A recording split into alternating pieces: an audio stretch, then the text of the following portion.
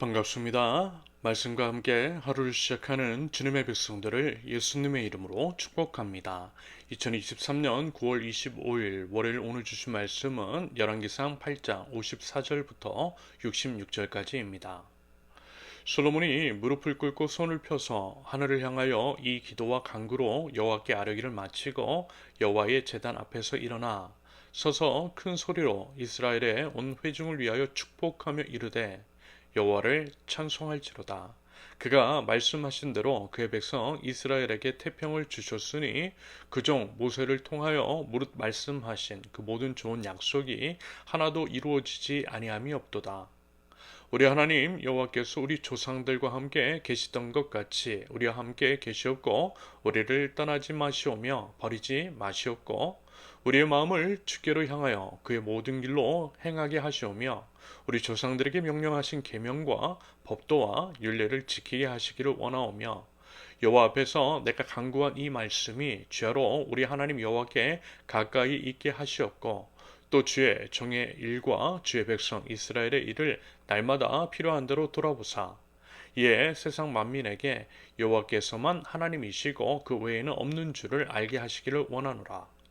그런즉 너희의 마음을 우리 하나님 여호와께 온전히 바쳐 완전하게 하여 오늘과 같이 그의 법도를 행하며 그의 계명을 지킬지어다. 이에 왕과 및 왕과 함께한 이스라엘이 다 여호와 앞에 희생 제물을 드리니라. 솔로몬이 화목제 희생 제물을 드렸으니 곧 여호와께 드린 소가 22,000마리요 양이 12만 마리라. 이와 같이 왕과 모든 이스라엘 자손이 여호와의 성전에 봉헌식을 행하였는데 그날에 왕이 여호와의 성전 앞들 가운데를 거룩히 구별하고 거기서 번제와 소제와 감사 제물의 기름을 드렸으니 이는 여호와의 앞 놋 제단이 자금으로 번제물과 소제물과 화목제의 기름을 다 용납할 수 없습니다. 그때에 솔로몬이 7일과 7일 도합 14일간을 우리 하나님 여호와 앞에서 절기로 지켰는데 하맛 어귀에서부터 애굽 강까지에 온 이스라엘의 큰 회중이 모여 그와 함께 하였더니 여덟째 날에 솔로몬의 백성을 돌려보내매 백성이 왕을 위하여 축복하고 자기 장막으로 돌아가는데 여호와께서 그의 종 다윗과 그 백성 이스라엘에게 베푸신 모든 은혜로 말미암아 기뻐하며 마음에 즐거워하였더라. 아멘. 계속 이어지는 성전 봉헌식과 관련된 내용입니다. 여러분 이제 뭐든 강조하고 싶은 사안에 대해서는 빈도와 양에 있어서 신경을 쓰기 마련입니다. 자주 그리고 많이 언급하더라는 거죠. 이것은 참으로 상식적인 해석입니다. 그러므로 하나님의 계시를 담고 있는 성경을 통해 하나님께서 어떤 부분을 강조하시는지를 알려면 하나님께서 무엇을 자주 그리고 많이 언급하시는지를 보면 될 것입니다. 그런다고 할 때 지난번에 레위기 그리고 이제 열왕기에서 지금 성전 봉헌식을 다루고 있는 부분이 상대적으로 많은 분량을 차지하고 있는 것들을 볼 때에 하나님께서 예배에 대해서 관심을 가지고 계심이 분명하다라고 하는 말씀을 드렸습니다. 레위기나 열왕기상에서 지금 나누고 있는 부분은요, 이 점을 집중해서 말씀하고 있지만 하나님 나라 백성들이 예배하는 모습은 사실 성경 곳곳에서 반복되어 등장합니다. 예배로 시작하고 예배로 마무리하는 모습들, 수시로 하나님께 예배로 나아가는 것들, 결국 예배가 중요하다라고 하는 말씀이실 것 같습니다. 이것은요, 하나님의 창조 목적, 즉 하나님께서 우리를 창조하신 이유가 바로 예배임을, 하나님을 예배하는 것이 우리 피조물들의 존재 목적이고 본분임을 드러내고 있는 것으로 해석할 수 있겠습니다. 여러분, 예배한다라는 것입니다. 힘써 예배한다라는 거예요. 부디 하나님을 마음과 뜻과 정성을 다해서 예배할 줄 아는 저와 여러분들이 되실 수 있기를 바랍니다. 그러면서요, 이 점도 꼭 유념하셔야만 합니다.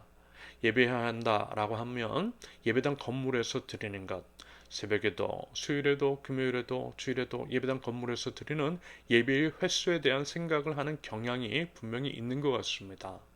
예배당 건물에 자주 가서 공식적인 예배에 참석을 자주 하는 것, 그것이 예배를 잘 드리는 것이며 예배자의 본분을 다하는 것이라고 착각 또는 오해하더라는 것입니다. 사실요, 교회 안에서 이런 식으로 이야기를 하죠. 예배에 목숨을 걸라라고 하는 것은 예배당에서 드리는 예배에 빠짐없이 참석하라는 식으로 오용하고 있습니다. 하지만요, 여러분 그거 아닙니다. 여러분, 오히려 예배는 이런 것입니다. 우리의 일상이 예배가 되도록 해야 한다라는 거예요. 예배는 하나님을 사랑하고 하나님의 이름을 높이는 것. 하나님을 사랑하는 것은 이웃을 사랑하는 것이라 했으니 이웃을 우리 자신과 같이 사랑하면 돼요. 여러분, 그것이 예배인 것이고 그 예배를 통해서 하나님의 이름은 높여지며 하나님께서 그 예배를 받아주시는 줄로 믿습니다. 잠언 21장 3절, 공의와 정의를 행하는 것은 제사 드리는 것보다 여호와께서 기쁘시게 여기시느니라. 히브리서 13장 16절, 오직 선을 행함과 서로 나눠주기를 잊지 말라. 이 같은 제사는 하나님이 기뻐하시느니라.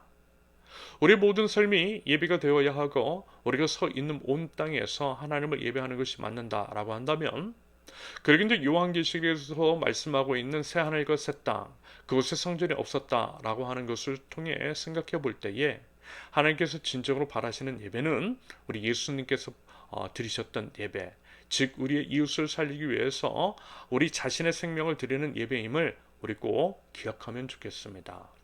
예배당 건물에 모여서 예배도 해야겠지만요, 그것으로만 그쳐서는 안 된다라고 하는 말씀인 것이고요. 하나님의 뜻을 행하는 삶, 하나님의 뜻인 이웃사랑으로 하나님을 온전히 예배하자라고 하는 권면입니다. 성전을 건축하고 건축이 마무리되자 솔로몬이 온 백성을 모아놓고요, 성전 건축의 이유, 시작 경위 과정에 대한 설명 후에 하나님께 기도를 올려드렸습니다. 성전을 건축했고 그것을 받아주셨다라고 하는 사인으로서 하나님께서 영광으로 화답해 주셨다라고 했죠. 이에 솔로몬이 대표로 하나님께 또 기도했다라고 했습니다. 각 상황 중 하나님을 신뢰하는 자들이 하나님의 임재를 상징하는 성전을 향해서 기도하고 또 간구할 때에 응답해 주시라고 간구했어요. 말하자면 그리고 나서 백성들을 축복하고 왕으로서 이스라엘 백성들에게 권면하고 조언하는 내용이 바로 오늘 본문입니다. 여러분, 그러면요, 한번 상상해 보자라는 것입니다. 우리가 예를 들어 여러분 솔로몬 왕이라고 한다면 여러분 백성들에게 무슨 얘기를 할까요?